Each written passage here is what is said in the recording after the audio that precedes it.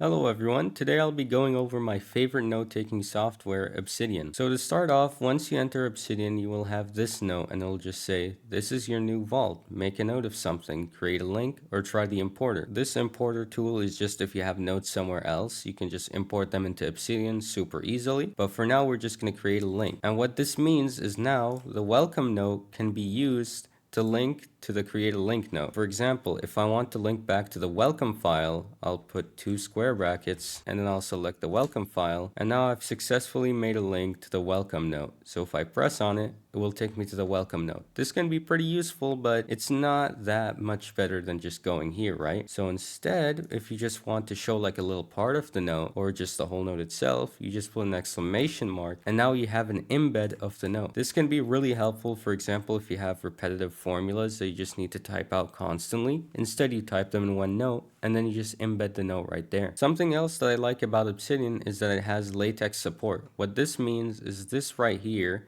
is getting translated into this, as you can see here.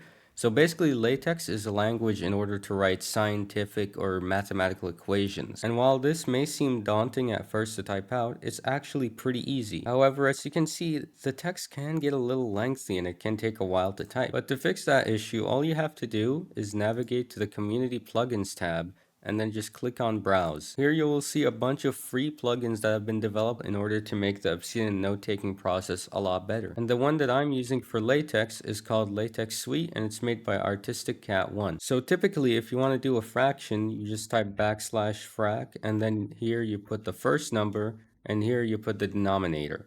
However, that can get a little bit slow. So instead, what the plugin lets you do is just write 5, and then /5. That's it. It's a lot faster. And if you're taking a subject that uses Greek letters like physics, for example, you just have to do an @ symbol and then write the initial of that letter. So for example, delta, I would use capital D. So then it would give me the delta symbol just like that. Hello, editing me here. I don't know how I forgot to include this as a CS major, but yeah, there's a plugin called Execute Code and it lets you execute code. Yeah. But if you're not content with all of this, then you can go back to the Community Plugins tab and look for something called Excalidraw. It's the most downloaded plugin for a reason. And what Excalidraw allows you to do is to make drawings inside of Obsidian. And this gives you a lot more potential because, for example, if you want to make a diagram in Obsidian, you can't really showcase that with text, so instead you can just draw it like this example right here. And if you want to show your drawing as part of a note, you just open the command palette, type embed a drawing, and then select your drawing, and there you go. Now you can just see your drawing as a casual part of the note. Something else that I really like is that Obsidian allows you to set a hotkey for any of the commands that you see right here, and there are hundreds of commands, so this can really help if you're just trying to speedily take notes. There's also this plugin called Fast Text Color, and it doesn't do a whole lot, but I really like it. It allows you to just constantly change the color of text, and this can be very useful if you want to color code something just to make it stand out a little bit more so it's easier to find when you're revising. But if you have a lot of community plugins, then it's going to slow down the boot up time of Obsidian, especially if you're using an iPad or a mobile device. But that issue is fixed by a plugin called Lazy Plugin Loader. What this plugin allows you to do is to delay some of the plugins from being loaded. So if you have a plugin that takes up a lot of processing power, you can just tell Obsidian to load it a little bit later, so then you can boot up Obsidian really fast and worry about that later. Also, as you can see right here, you can even put images into your Obsidian vault. And if you want to embed them, it's as simple as putting an exclamation mark, typing two square brackets,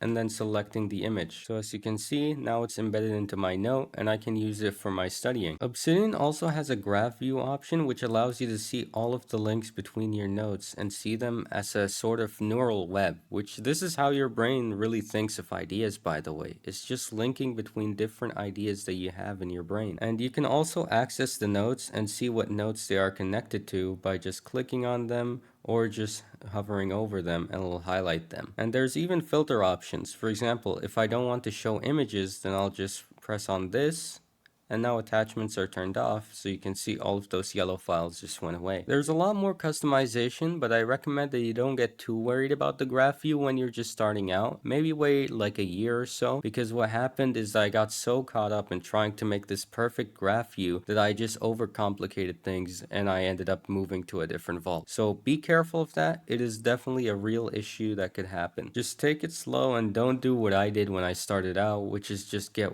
way too many community plugins that started just bloating up my vault. If this video convinced you to get Obsidian, all you have to do is just type obsidian.md in your browser, which will take you to this website, and then if you're on Windows, just press here. If you're not, press on more platforms and just look for the platform that you're using. And as you can see, Obsidian supports basically every platform, which is really nice. So yeah, that's everything that I wanted to show you guys in this video, and I'll hopefully see you in the next one.